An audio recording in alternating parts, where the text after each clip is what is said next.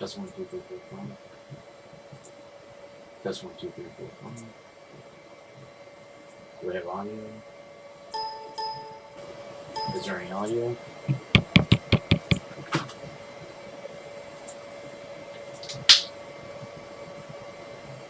Test 1, 2, 3, 4, 5.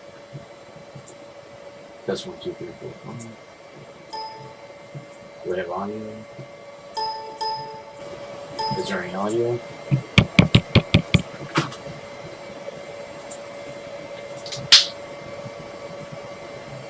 Test 1, 2, 3, 4, 5. Test 1, 2, 3, 4, 5.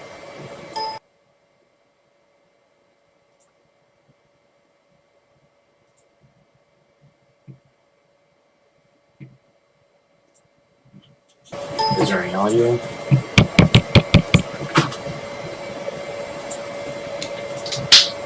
Okay, I'm here. Test 1, 2, 3, 4, Just 5. working out the kinks on this live stream thing. Test 1, 2, 3, 4, 5.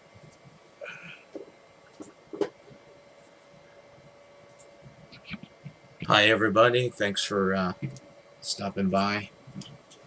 Is there any audio? Just in the process of building some stuff, and whether he Okay, knows I'm or here. not, audio. Test 1, 2, 3, 4, Just 5. working out the kinks on this live stream. Test 1, 2, 3, 4, 5. Maybe do a little bit of this live streaming while I'm doing some of this.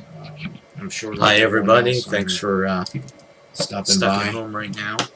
Is there any audio? Just in the process of building some stuff, and whether he Okay, knows I'm or here. not, audio. Test 1, 2, 3, 4, Just 5. working out the kinks on this live stream. Test 1, 2, 3, 4, 5. Maybe do a little bit of this live streaming while I'm doing some of this.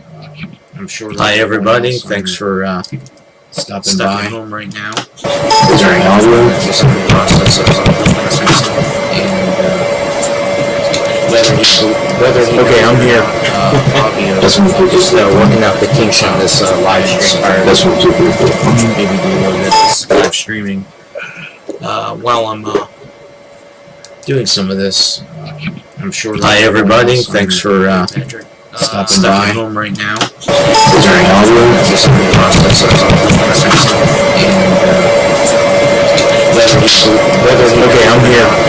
audio. Test 1, 2, 3, 4, Just 5. working out the kinks on this live stream. Test 1, 2, 3, 4, 5. Maybe do a little bit of this live streaming while I'm doing some of this. I'm sure. Hi, everybody. Thanks for stopping by. Home right now. Is there any audio? Just in the process of building some stuff, and Okay, I'm here. audio. Test 1, 2, 3, 4, 5. Working out the kinks on this live stream. Test 1, 2, 3, 4, 5. Maybe do a little bit of this live streaming while I'm doing some of this. I'm sure. Hi, everybody. Thanks for stopping by. Home right now. Is there any audio? Just in the process of building some stuff, Okay, I'm here. audio. Test 1, 2, 3, 4, 5. Working out the kinks on this live stream. Test 1, 2, 3, 4, 5. Maybe do a little bit of this live streaming while I'm doing some of this. I'm sure. Hi, everybody. Thanks for stopping by. Home right now. Is there any audio? Just in the process of building some stuff, Okay, I'm here. audio. Test 1, 2, 3, 4, 5. Working out the kinks on this live stream. Test 1, 2, 3, 4, 5. Maybe do a little bit of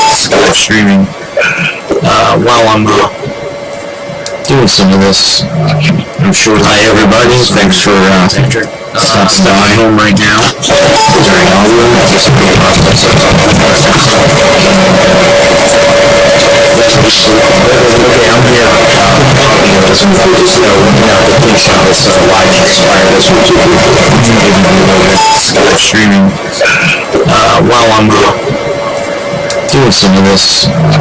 I'm sure. Hi, everybody. Thanks for stopping by. Home right now. Is there any audio? Just in the process of building some stuff, Okay, I'm here. audio.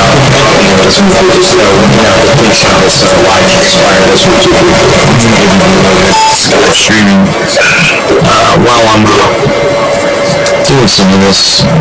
I'm sure. Hi, everybody. Thanks for stopping by. Home right now. Is there any audio? Just in the process of building some stuff,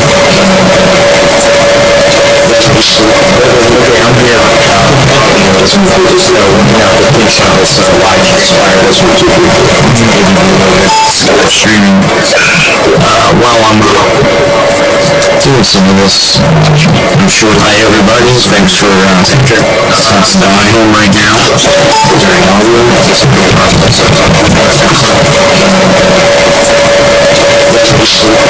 Okay, I'm here.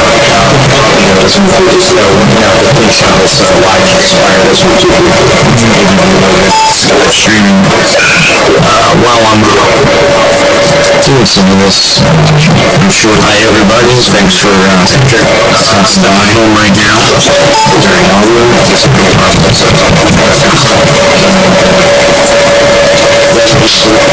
Okay, I'm here. Let's move on this, completion of this live expire this one too. Streaming while I'm doing some of this. I'm sure. Hi everybody, thanks for stopping home right now during audio.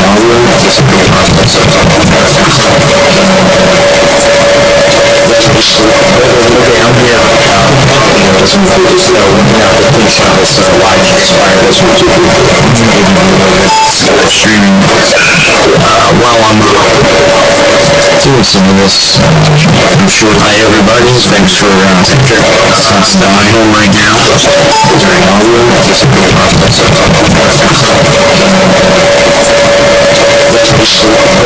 Okay, I'm here. Let's move on this, completion of this live expire this one too.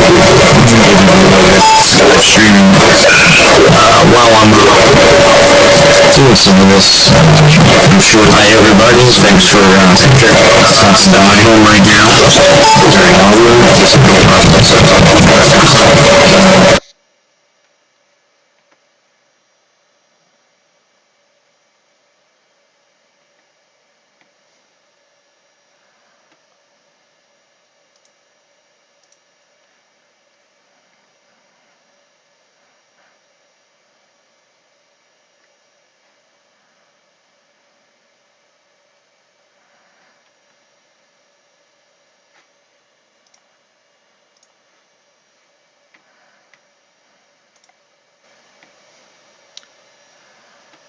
Okay, I'm hoping that I've fixed the audio problem. Sorry about that.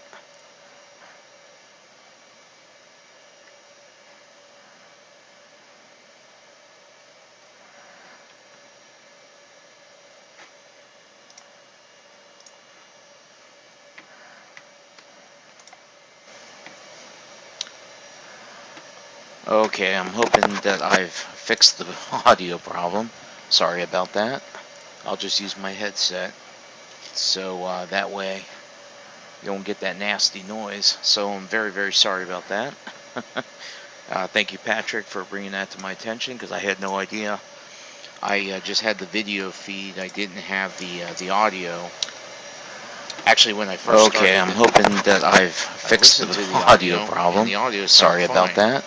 I'll just use my headset, so that way you don't get that nasty noise. So I'm very, very sorry about that. Thank you, Patrick, for bringing that to my attention, because I had no idea. I just had the video feed. I didn't have the audio. Actually, when I first started, I'm hoping that I've fixed the audio problem. Sorry about that. I'll just use my headset, so that way you don't get that nasty noise. So I'm very, very sorry about that. Thank you, Patrick, for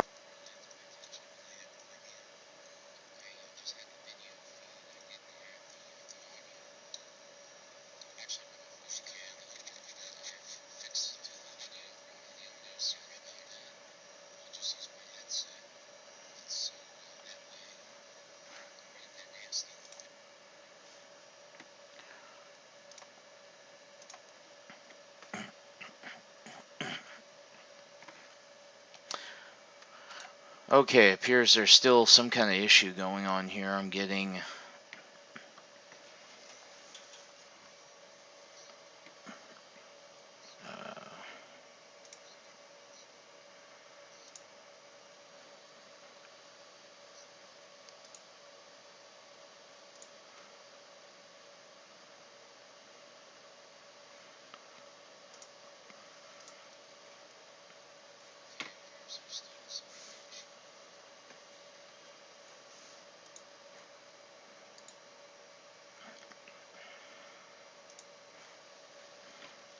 Looks like I have multiple microphones picking up here, so let me see if I can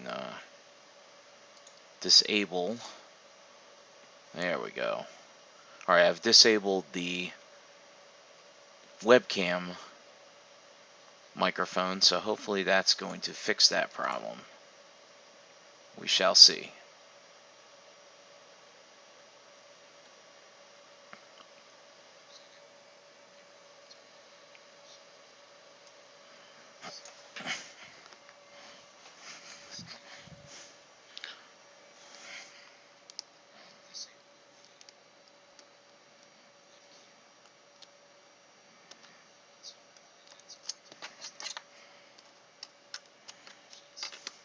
So again, very sorry about the audio issues, but hopefully you got that figured out now.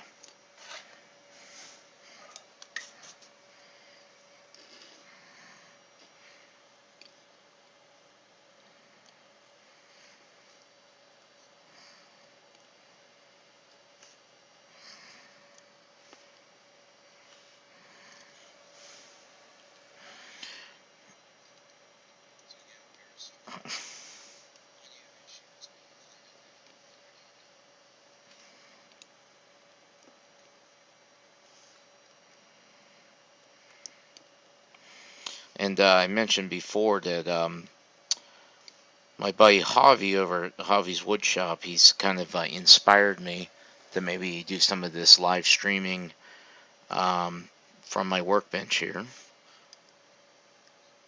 So thanks to him for that.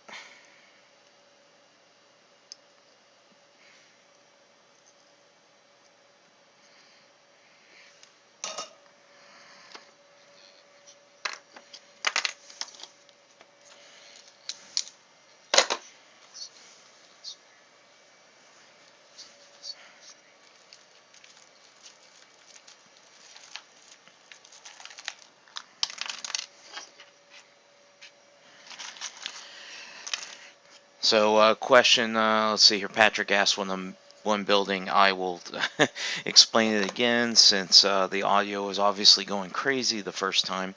So what I'm building is these, we call them track bus feeders. It's a model railroad electronics product.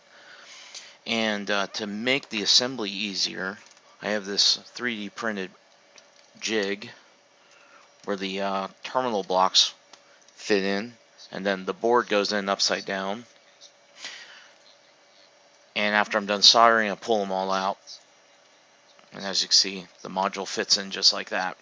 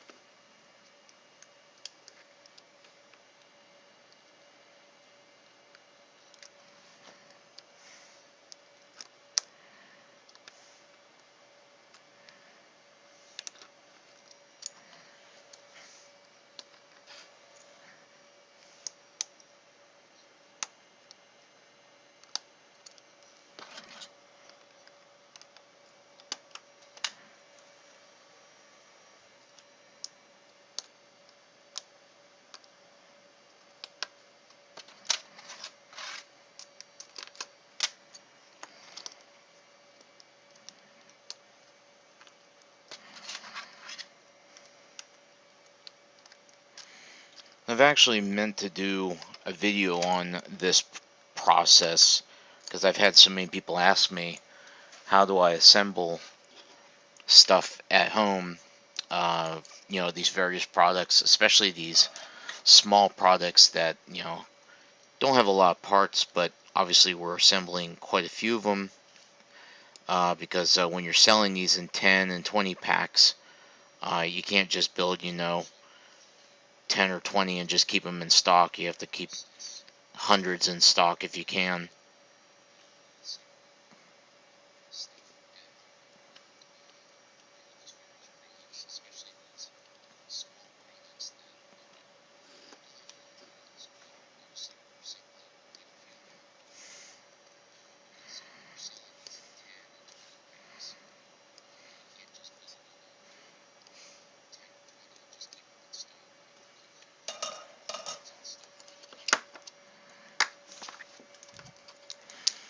and try not to throw them all over the floor at the same time.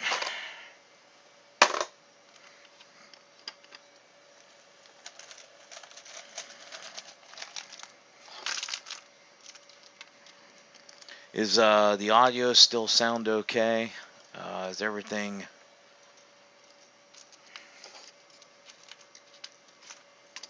still not echoing?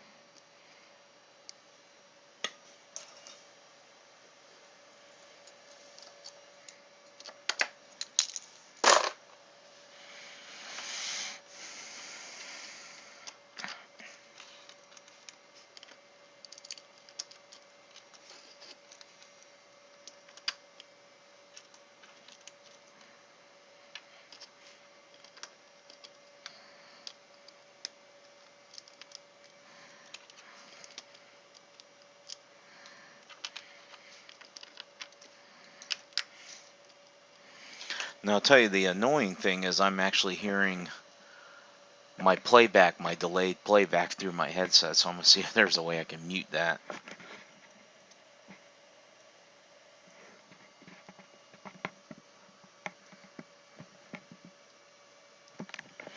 Maybe it's just turn it down.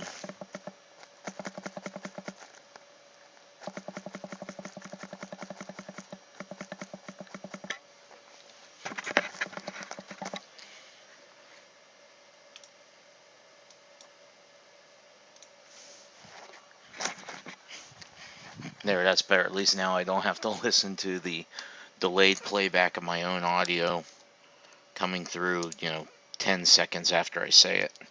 Especially if I'm still talking and trying to talk over myself.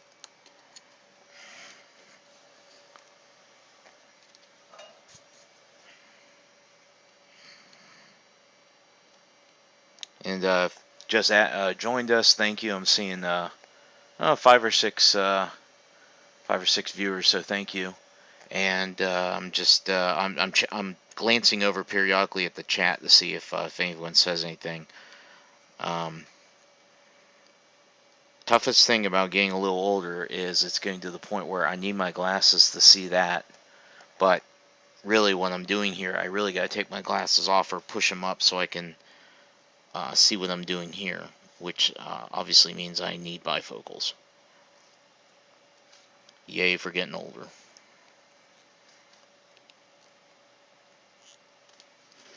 At least we know I can't get any more stupid.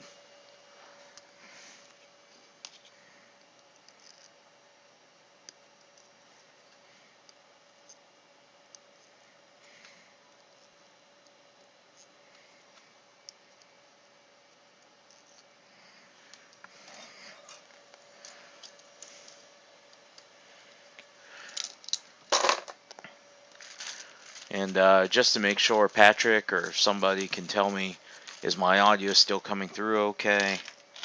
I ended up muting, there was like an extra microphone that was picking up the audio, so I muted that. And muted my own headset, the playback audio, but the microphone should still be working. So if somebody could just let me know that that's all still working and you're still hearing me okay. unless I'm sitting here just talking to myself.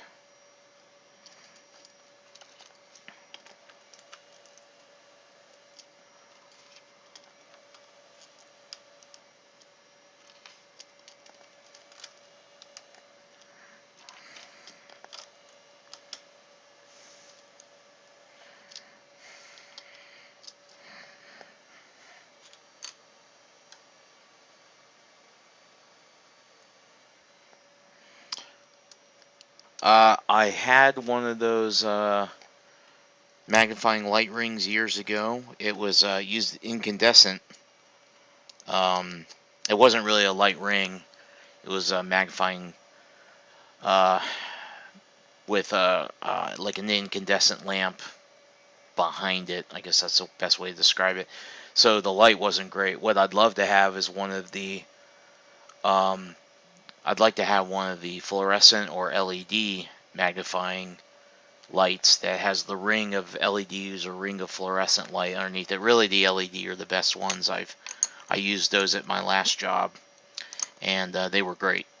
They're just very, very expensive. So maybe someday pick one of those up. Maybe I could find one used government auction or something like that. That would be awesome. But yeah, they're nice, but they just like I said, very, very pricey. This lamp here, which I'll put down in the view, was a Staples, like a $20 Staples. I had one like this that was white years ago that worked really, really well.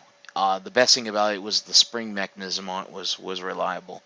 That one eventually stopped working, and I went to replace the light socket in it, thinking that was what was bad, and it was actually a bad wire going through the armature.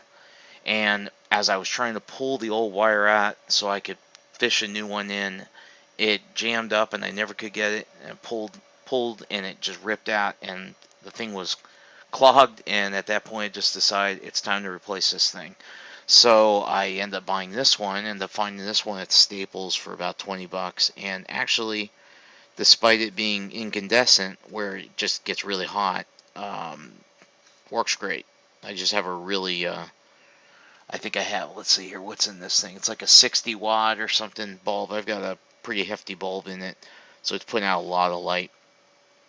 Now, at our old house, in my old shop, I had my bench more permanently set up there, and I actually built high output, I mounted high output fluorescent lamps above the bench that shine down on the whole bench, and those things were great. And I still have them, but I don't really have a good way to set that up in this temporary setup that I've got here. So eventually, when we move to our new house, I'll build up a complete workbench like I had at the old house, and put those same lights up. And actually, when we moved out of the old house, the old workbenches were so beat up and so old, I actually ended up just disassembling them and throwing all the wood away.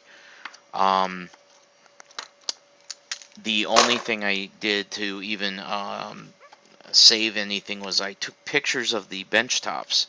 And anyone who's done any electronics or whatever, you know that your bench top becomes your notepad. So I had all kinds of notes and pinouts and all kinds of stuff that I had written on that bench top.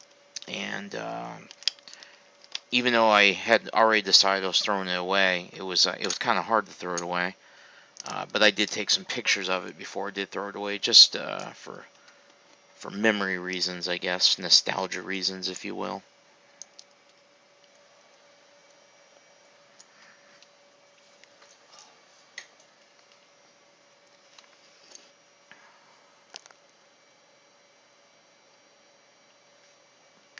So if you just joined, thanks for joining me on this little live stream today on this Saturday. I'm assuming everyone's probably doing the same thing, probably home, not really doing anything, or they're just find stuff to do around the house, and probably bored as hell. Hence why you're spending time watching me. So I don't know whether to say I'm sorry or what. But thank you. I'm also taking advantage of the time that our daughter is taking a nap. If she wasn't napping right now, I probably wouldn't be able to get away with doing this. So I guess thanks to her for taking a nap, I guess.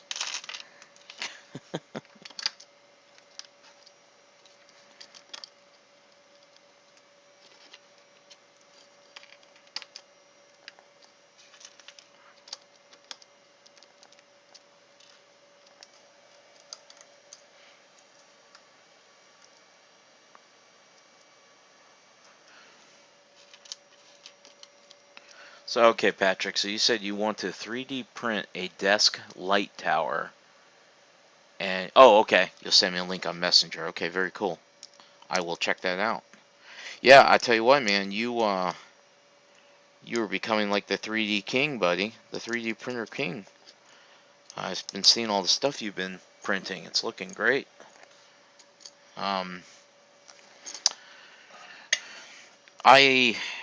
When we got our 3D printer, I immediately decided that it was going to be a utility thing. You know, my intention wasn't to print a bunch of knickknacks on it. You know, it was to print usable things, and this soldering jig that I'm using right here is a good example of that. It's you know, a practical, usable thing that is, you know, custom to exactly what I'm doing here. And for those who have just joined us recently, I'll hold this thing up and show it to you so you can see what I'm talking about. Let me just get these last few solder joints here. But that was kind of my whole purpose of having the 3D printer, was I knew that there were things like this that I could make that would make, well, for example, this assembly job is a lot easier. So this is a 3D printed soldering jig. Trying to, light is acting kind of funny. But anyways, this is a 3D printed soldering jig that I'm using to solder these modules. You see these little modules here. And these terminal blocks are inserted into these holes, like so. Wow, tough doing this with my left hand. So anyways, these all go in these holes, and then the boards themselves go in upside down, so I can solder on the back side of the board.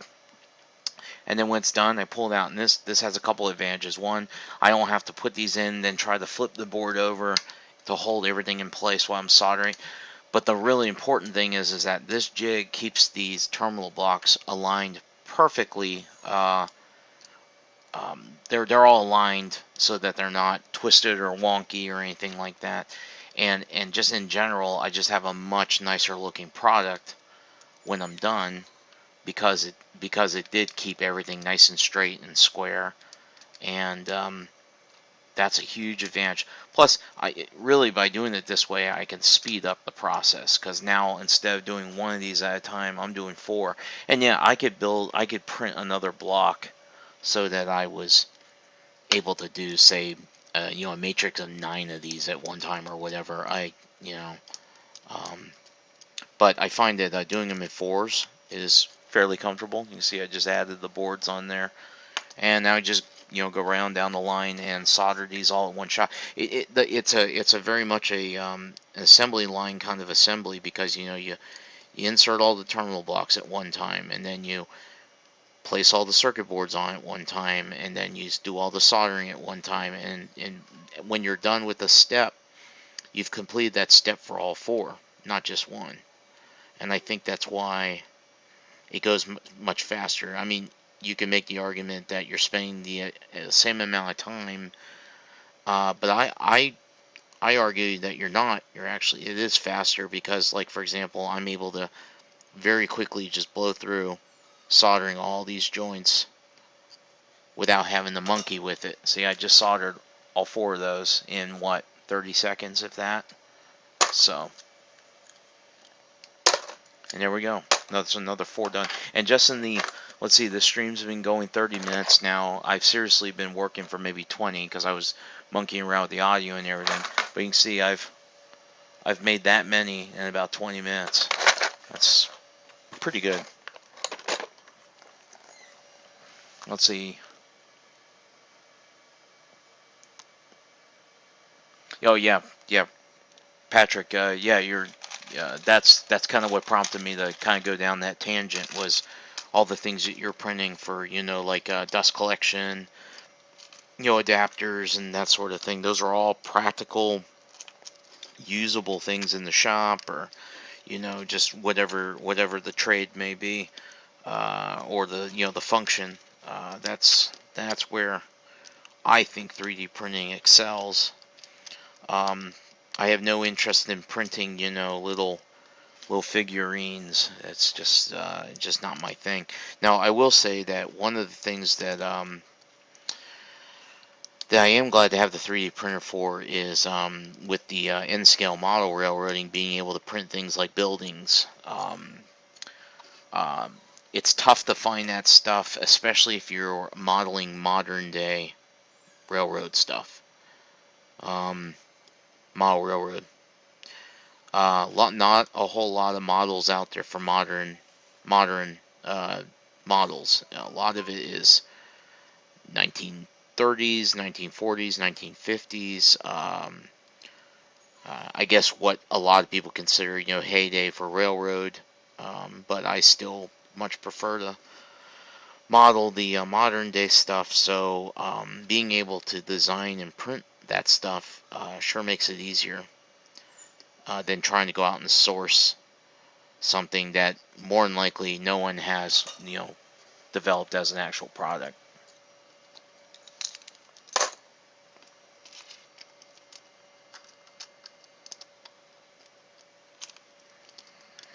And a lot of times it's a kit, and you could spend hours building the kit, whereas 9 times out of 10, when it comes off the printer, with the exception of maybe breaking away some supports or something like that, it's more than likely just about complete, and all you really have to do is maybe clean the model up a little bit, maybe paint it. Yeah, more than likely you're going to paint it or something. I have a good example somewhere around here. I have a little N-scale, just a little white house that's just very simple, like ranch style home that I designed and printed. And while the detail on it is not stellar, as far as I only added like a door and a couple of windows. It proves the point that you can make that kind of stuff easily with a 3D printer, and then you can actually, if you need to, 3D print detail pieces that you can then glue on. And again, just having the ability to 3D print that stuff is it's a pile of gold, especially when it comes to people that enjoy modeling or electronics, making your own housings, that sort of thing. It's really that's where it really shines, I think. So Patrick, I'm curious, what material are you printing a lot of those adapters in? Is it like PETG or ABS or what? Because I imagine they have to be somewhat robust, considering you're plugging, unplugging hoses onto that stuff all the time. I'm curious about the durability of what you're printing and what material you're using.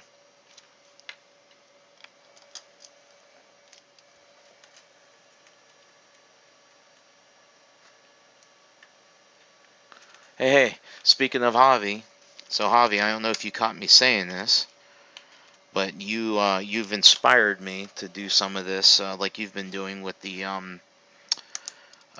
soldering live streams. I hope you don't feel I'm copycatting you, but you definitely inspired me to do a little bit of this and play around. And obviously, I'm building different stuff. you're doing the CNC controllers, which I think you're. It sounds like you're staying just about full time on that, which is good and bad, I guess. It's good to have customers. It's bad when you have to spend so much time building stuff, and then before you know it, it's out the door and you don't see it again.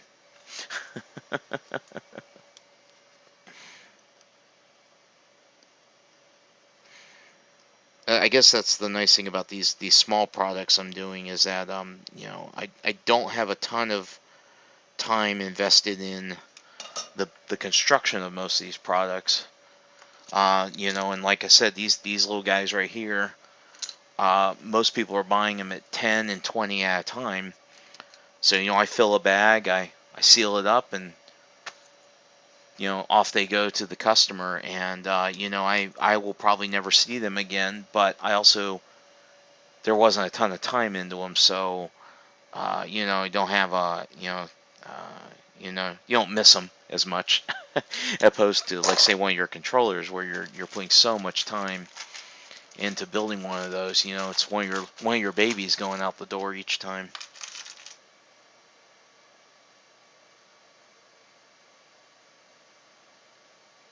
Oh, okay, awesome. Well, I appreciate the plug, Patrick. For yeah, you know, we bunch of us did a hangout the other night, and it was kind of like old times. Hadn't been on a hangout like that in so many, well, almost years really. And the thing is that the kind of the way the hangouts went, you know, that hasn't changed, but the people have changed. You know, we don't have a lot of the people that, you know, used to hang out with us are gone. And when I say gone, they're still around, but they, without being too controversial, they are they don't really want to spend time with us anymore. They you know, they're just a little too important for that now. So take that as you will. It's just an observation on my part. Just kind of noticed that over the last 5 years, especially when, you know, certain people got kind of bumped up in the old YouTube chain, if you will. Yeah, like I said, I probably said enough about that without getting too controversial.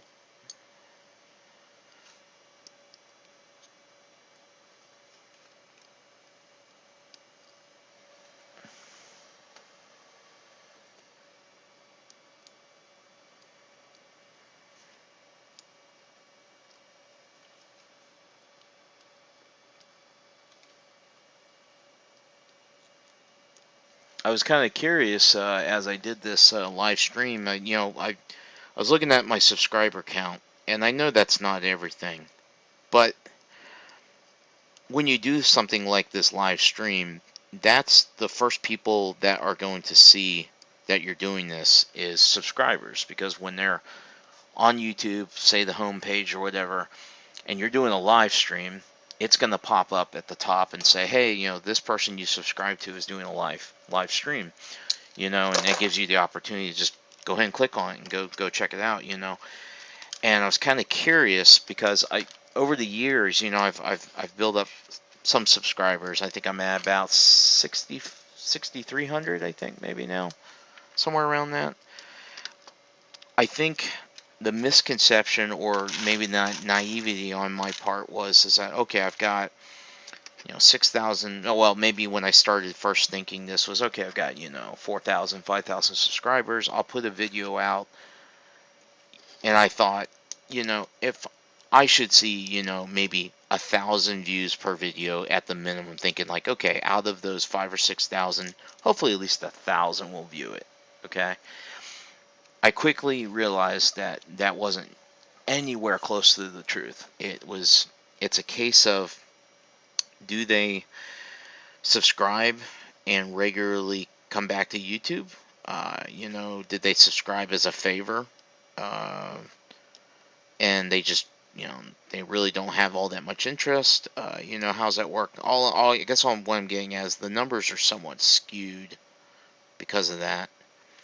And it's a little frustrating because I put a video out now, not very often. In fact, I've been trying to ramp that up. But videos averaging 150, 200 views. Even a month later. You start questioning, how many of those subscribers are actually really paying attention, or are you just putting out videos that no one wants to see? And that has a lot to do with it too. The quality of the video or the content or whatever. So this is just me waxing philosophic while I solder. And like I said, thanks for dropping by. But let's see here. Yeah, that's funny you say that. That has been a metric that I've paid attention to almost exclusively. Was whenever I put a video out, maybe a week or two later, or even later, I'll look at it and see, how many of those views were from subscribers and how many were, like you said, from suggested, or as I like to say, people who just stumbled upon the video. Maybe it was suggested, maybe they stumbled upon it because they did a search and your video happened to come up in the search results, and they were like, oh, maybe I'll watch this, and so I always pay attention to that, and you're exactly right. I think your numbers are dead on. I think in general my views are 97 to 98% non-subscribers. Again, it can be frustrating and disheartening, but you have to take into account that a lot of the subscribers may not ever really go back and look at your channel. Plus, I'm just as guilty of this. I've got 400 or 500 subscribes to other channels, and I've gone and looked at daily what new videos have been uploaded, and there's been many times that I've been going through and I'll catch a video or something of a channel that I really like, and then I'll go, I haven't seen a video from blah blah blah channel in a long time, and I'll go look, and turns out they've put out 5 videos since the last time I saw their channel, and I guess that has a lot to do with the YouTube algorithm and the way that they suggest things, and then the whole introduction of the bell icon for I think that's what's so frustrating. It was like, okay, we've got the subscription function, subscribing, but now we have to click something, and you think, okay, that's a subscription or subscribing. That should be enough to, indicate to me when a channel has put out a new video. But then they added that, that bell icon where you had to check that. So it was kind of like, all right, I want to be, what that was? That's the equivalent on Facebook of, I'm going to be friends with you, but I don't want to see what you have to say and post, so I'm going to mute you. So, I'm still friends with you on Facebook, but I don't see any of your posts because I've muted you. And that's the equivalent of that. The problem with that is that on Facebook, when you do that, you have to make the conscious effort to mute them. Whereas on YouTube, you actually have to make the conscious effort to actually unmute them, if you will. Let's call it that, because that's essentially what you're doing. It doesn't default on, it defaults off. So you have to make the conscious effort to subscribe to them and turn on that bell icon. And that, I think, is a little bit frustrating.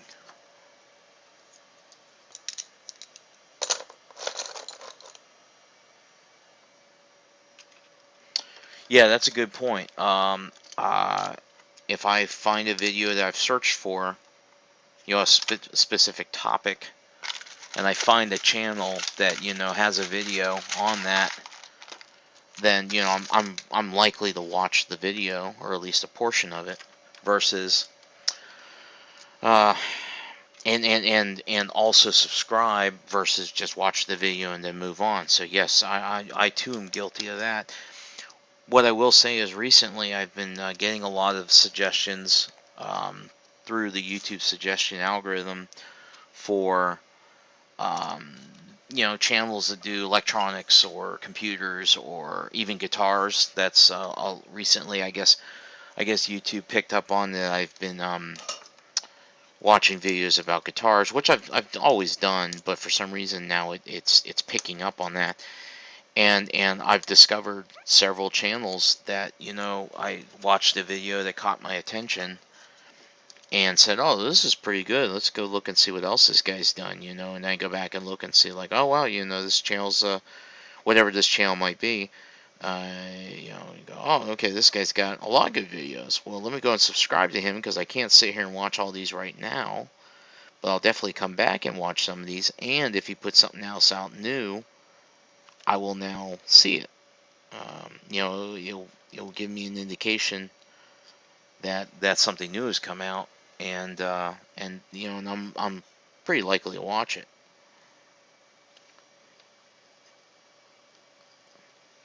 But anyways, like I said, that's just my take on that. And anyone who goes into YouTube doing anything YouTube wise with the idea that they're gonna get rich or whatever, I mean, you're fooling yourself.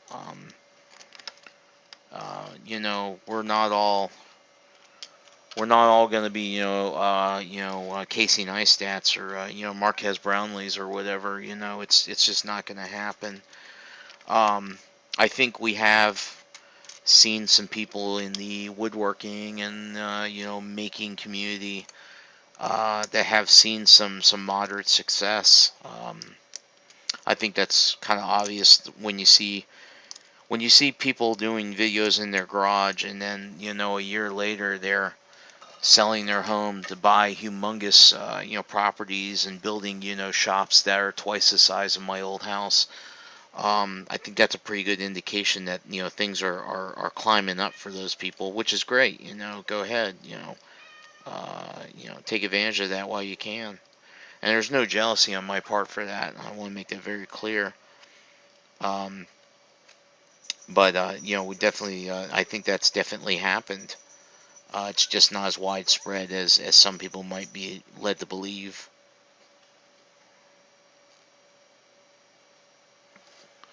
It's the myth that you're going to get on YouTube and be a star and make a ton of money off of ad revenue. That's pretty laughable. I've got only a handful of videos that have done even remotely well over the years. I probably can count on two hands videos that have made it over, say, 20,000 views, maybe 50,000 views, and those are the only videos that are potentially making me any revenue whatsoever. And I have no problem just saying that, or kind of divulging that I only get enough views, residual views off those videos that in about a 3-month period, which I think is what when Google, what used to be Google AdSense or whatever it's called now, I think every 3 months I'll see a ad revenue deposit for $125 to $150, and that's it. I mean, that basically pays my power bill. Let me see here. Javi said, let's see, even the big YouTubers make their money. Yeah, sponsorships is absolutely true. It's the sponsorships. Maybe the really, really huge ones are making some decent money off of revenue, ad revenue. And I'm talking about the multi-million subscriber channels are making a sizable amount of money off of the ad revenue, but you're absolutely right. It's the advertisements, sponsorships, those types of things. That's where the money is definitely coming from. And in that case, it's a case of a manufacturer, valuing the person in the channel, as in, what exposure am I going to get by sponsoring this person. When they talk about it on their channel, how much reach are they going to get out of that? And that's really what that comes down to. And I mean, that's marketing 101.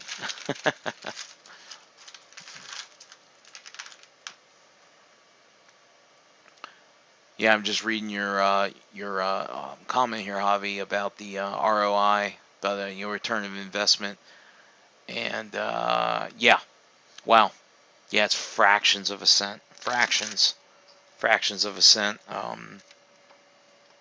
And if you think about that, like in my case, like I said, where I'm maybe making $125 to $150 every 3 months, how many views and clicks did that take just to get to that amount? Um, you know, it's abysmal when you think about it. It's fun. On my other channel, I've been producing more content on my other channel, mostly because that's just kind of falling in line with what I'm doing right now. But that channel still is not monetized because I don't have enough subscribers. There's where your subscriber count does matter. I don't have enough subscribers on that other channel, so every video that I spend time and effort making for that channel is kind of lost in the ether, if you will, because those videos are never going to really earn me any money, because by the time I do get enough subscribers to monetize that channel, those videos will be so ancient that no one will really watch them. So that's all effort up front, to try to make the money on the back end, but that's not going to happen, and that's just the reality, because people have such a short attention span. Hell, you make a 6-minute video, you're lucky if they'll stick around for 2 of it, 2 minutes. And anyone who has a YouTube channel can go look at their analytics and see what the average view time is. And I tell you, I got a good lesson in the view time. Right around Christmas, I put out a woodworking video that was only a few minutes long, maybe 2.5 minutes long. And I thought, okay, this is a short enough video that the majority of people will just sit through it because it's so short, and they'll be interested to see what the result is at the end. I think the average view duration on that video is less than a minute. So again, it's, the question of, was the content crappy? No one cared about the content. Was it just a badly done video? Or did they click on it thinking it was something else? In this case, it was just a chessboard, and the thumbnail and the title and everything indicated chessboard pretty clearly. So I mean, if they were to click on it thinking they were going to see ponies, they were either stupid or, well, I guess stupid's probably it's probably the best way I can subscribe that, because, or describe that, is because it was pretty clear. So if anyone was to click on that 2.5 minute video thinking they were getting something else, really, it's like, I can't help you there. It's like, good luck with the rest of your life, Chief, if that's really difficult. So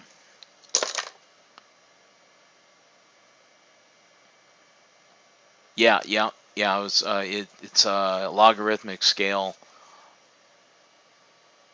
Yeah, absolutely. It's essentially, as viewership goes up, it's not a hockey stick, but it definitely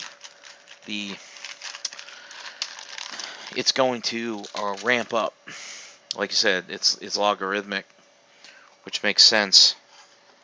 It's not just a straight flat line. At a specific trend.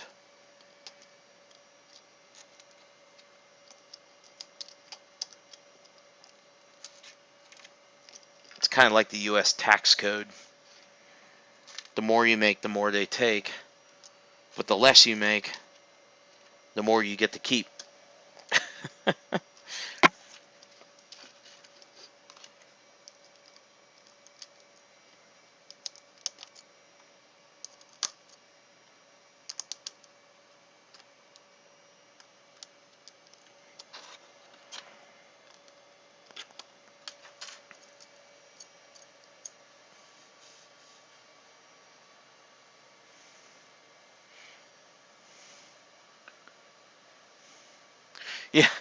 Yeah, Shayna, she's been a real sport about that. I'll finish a video. I will, I'll record all the parts, and then I will come up here, and I might sit up here for 4 hours straight and edit it.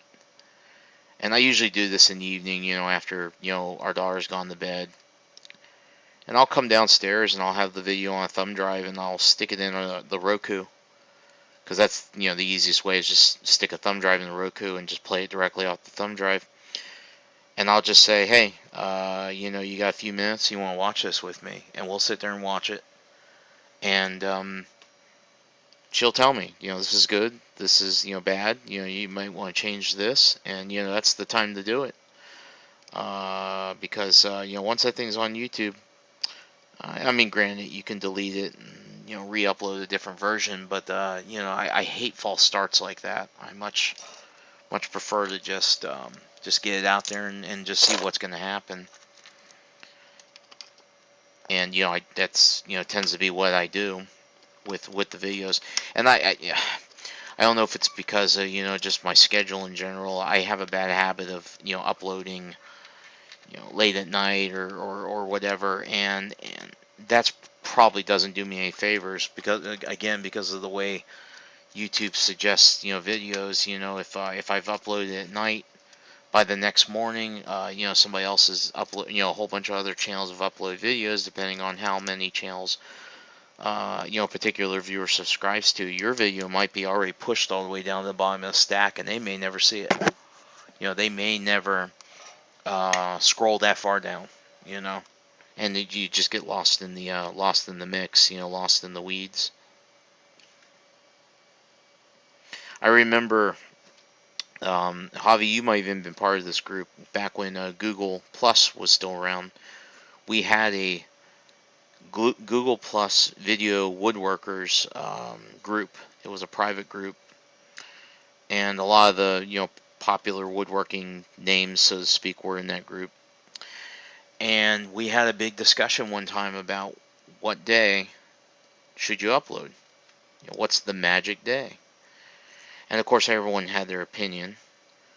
And then of course, somebody finally just said, "Look, I think if one of us knew what that magic day was, we'd all be doing it."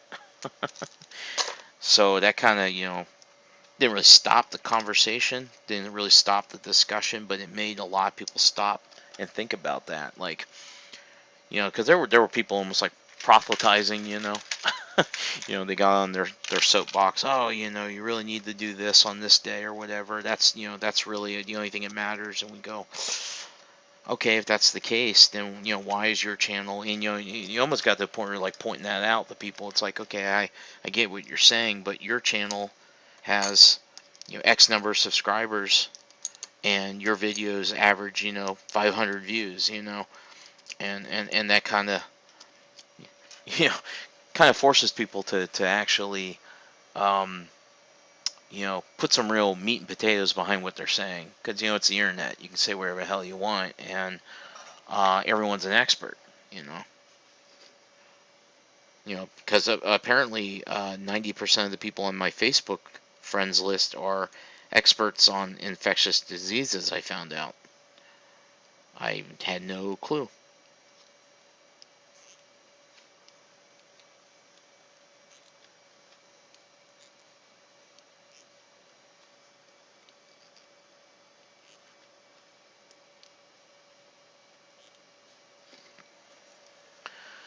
Let's see here, Javi. Let me catch up on what you're saying here.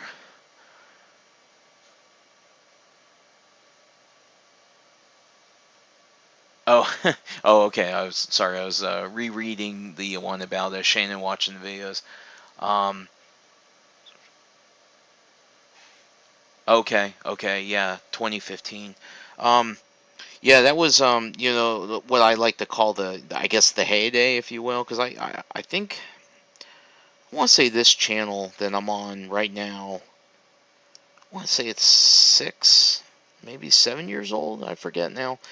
Now, I had been on YouTube for quite a long time before that. I was making tutorial videos on the EagleCAD PCB software.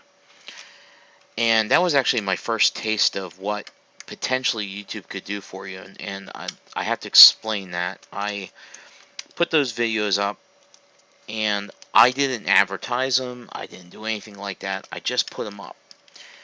Well, before I knew it, I was getting 10,000 views in a week, on some of these videos, and I was shocked. I was like, where are these coming from? And to the point where the manufacturer of that software, Eagle or CADSoft, actually contacted me and said, we've been made aware of your videos, and I thought, oh, here it comes. They're going to tell me to take everything down, and to my surprise, they said, we've had a lot of customers tell us that your videos are way better than anything that we've ever done for tutorials. And they said, as a thank you, we'd like to give you a, and they had just started the whole subscription thing when it came to licensing. They said, we want to give you a free 1-year license to the full version of EagleCAD, which at the time, I want to say was about $1,600 or $1,800. And that was just for a single year's use. And of course, I said, great, And part of that deal is that they said they wanted to use the videos on their website. And the only counter I said was, well, I'm not going to give you the files to upload. I want you to link to my channel from YouTube, or to YouTube, to which they agreed to. So when they did that, I saw an explosion in views on those videos, and each one of those videos, those are all on my electronics channel, my RPC electronics channel. Each one of those videos, I think, has at least 150,000 views. Some of them have upwards toward 250,000 views each. So saw major video viewership on that channel because of those videos, and that was probably 11 to 12 years ago when I started making those. So that's really the reason I've been around as long as I have, as far as YouTube's concerned.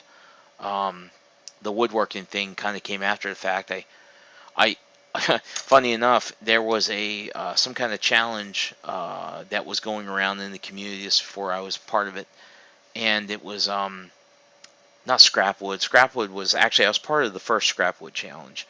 I don't remember what it was now. What the it was a bookend challenge to make bookends, and I had already started watching Frank Howarth's videos, and Frank put a video out as part of that challenge, the bookends challenge. And after I watched his video, YouTube started suggesting all these other bookend videos, and I was like, that's kind of funny. Then I realized they had all been uploaded the same day, and that's what got me into the whole YouTube woodworking thing, and it was just kind of go from there.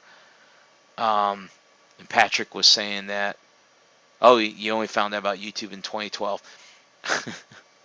I remember when YouTube first came around. I was still living in Roanoke, Virginia, and that was around maybe like 2004, 2005, about that time. And at the time, all you could watch was really some crappy dubbed over like music videos and stuff like that. I remember probably the first video I ever watched on YouTube was the band Muse. They were playing a live version of Stockholm Syndrome, and it was in Germany. I remember that because everything was in German, and I could read a good bit of it because I used to speak German way better back then. I've lost a lot of my German since, but that was the very first video I ever watched on YouTube. And that video is still up there to this day. And in fact, maybe 2 months ago, I went and searched for that video and found it and watched it again and realized how bad the quality was. I mean, it was pretty bad. Well, I've just managed to build all these while sitting here running my mouth for the last, a little bit over an hour now. And, oh, okay, Patrick was mentioning the, oh yeah, the kitchen utensil challenge. Yes, so the funny thing about the Scrapwood challenge, and Patrick, you probably remember this, that was the very first challenge I was involved with, that I kind of secretly found out about through the, the back channel, so to speak. And when I did that video, I put my video out that morning just like everyone else. I went from, I think, like 200 subscribers up to, I think I got just over 1,000 additional subscribers that day. And actually, it was kind of cool because a lot of people were subscribing and commenting saying, hey, I didn't know you existed. It's great to have another YouTube channel, doing woodworking. And they were leaving comments like that. And I've periodically gone back and watched that video, not really watched that video, but I've gone back and read some of those comments, and they're uplifting, if you will. They're encouraging to go back and read some of those comments now. And it's funny because you go back and see some of these people who were commenting on all these videos, and they're they're not around anymore, just like a lot of the woodworking channels aren't around anymore. They're just not actively making content anymore. But it is kind of cool to go back and see that. But yeah, I managed to get another probably 1,000 subscribers that day from that video. The kitchen utensil video, I did that later. That was probably the same year. I don't know if I got quite as many subscribers out of that. The big boost I got was at Woodworking in America in Atlanta. Yeah, I think it was Atlanta. David Welder did a joke video. If you go out there and search for it, you'll find it. It's a public service announcement video about trolling. And all of us woodworkers that were at that show all got a part of this video. Each of us had a short part in it. And when he put that video up, I think it got shared by just about everybody. And because of that, I probably gained another 2,000 to 3,000 subscribers from that, I bet. Well, maybe 2. 2 is probably fair. I got a ton of subscribers from that, exposure from that, being in that video. And then over the years, it's just kind of trickled in over time. I was really excited when I started putting the segmented bowl videos out. When I started doing those, and Javi, I just saw where you said that Frank is one of your few, worthy channels, and I agree. Frank's probably putting out some of the best videos that I've ever seen when it comes to that stuff. I was inspired by that, to do, and immediately I got accused of just copying what he was doing, with the segmented bowls, and I kind of got discouraged and just stopped doing those for that very reason.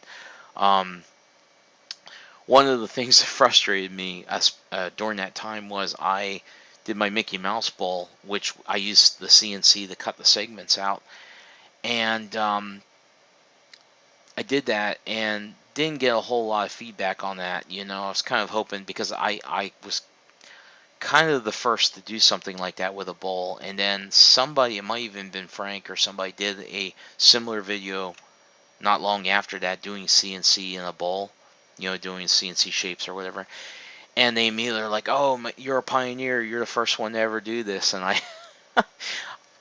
I will admit I was a little bit beaten down by that, because I thought I had done something new, because what's the big thing is finding that new thing, doing that new thing that no one else has seen before, and trying to be a pioneer in something. And even when I did that, I kind of got beat down by that. It was like I was totally skipped over, but it is what it is.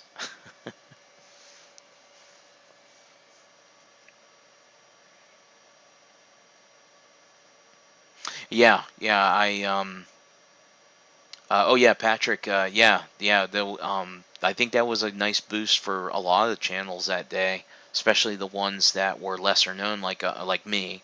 I think you might have had 10 or 15,000 subscribers at the time, so you were a lot better known than, say, mine was. Mine, I think I may have had 200 or 300 subscribers max that day when we did the scrap video.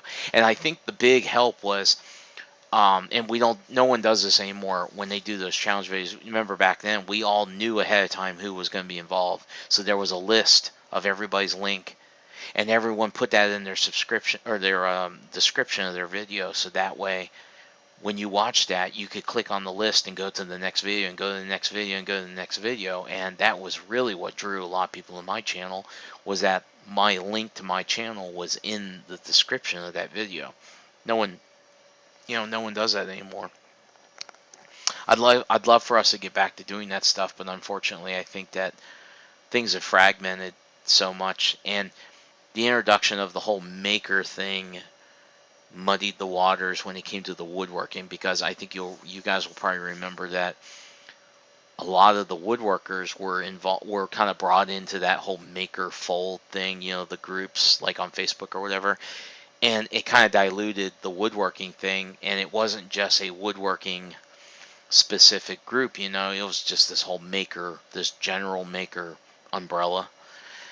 And because of that, like I said, it kind of muddied the water, so to speak, or it just kind of diluted it, and kind of got lost in the mix. Now there are a couple of Facebook groups still active, YouTube woodworkers, and there's multiple woodworking groups, and a couple wood turning groups, and I periodically see people post stuff in there, and I used to do that too. If I did a turning video, I'd post my video in those groups. If I did a regular woodworking video or whatever, I'd post that in one of the, those woodworking groups, and probably in those maker groups as well. But then also the writing was on the wall for that, because there used to be a lot of kind of backhanded comments about how the YouTubers just came in those groups just so they could promote their channel, and they had no interest in actually contributing to the group, the discussion, whatever. And so I'm sure somewhere, and I don't have to name names, we all know there were various people in the community that was their whole target, was to just promote, and get as much exposure as they could in that way. They had no real interest in being part of that community. They just wanted to promote because they had stars in their eyes. They saw that, oh, my channel's going to be huge, and I'm going to, get all this sponsorship and everything. And some of them got it, some of them didn't, But anyways, let me read some of these. Let's see here.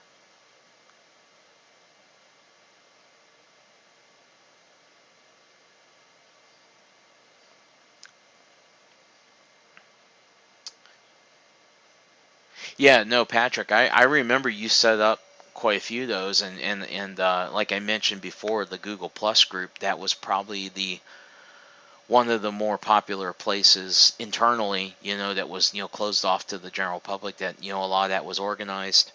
I mean, hell, I remember just being in the Hangouts at night where we would concoct these, these ideas right there on the spot.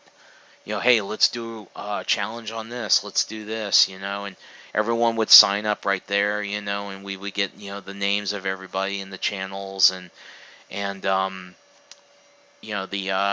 links to everybody's channels and stuff. There'd always be like a Google document or something that everyone could access, and self-add themselves to that. So it was that was a fun time, but unfortunately that's kind of the heyday of that's kind of gone now. But it is what it is, So. Well, guys, so I got 7 viewers. I think that's the top number of viewers that I had at any given time. Now I saw the number kind of fluctuate, so I'm guessing maybe there was maybe a dozen or so at one time, over the course of this today. So thanks for sitting and chatting with me while I did this. I've got maybe about 100 or so that I built here, so that's enough to get me going for a while, so I can fill some orders. And so I can smell lunch downstairs, so I think that's my cue to shut down and go eat. But thanks everybody for sitting around and chatting with me, and I'm gonna do some more of these. In fact, I may even try to do another one tonight when everyone's kind of home and just kind of sitting around. Well, I guess most people are doing that right now, but I mean when they're not busy dealing with the kids or whatever. Might try to do one tonight because I got plenty more stuff to build. So thanks, and we'll see you guys later on.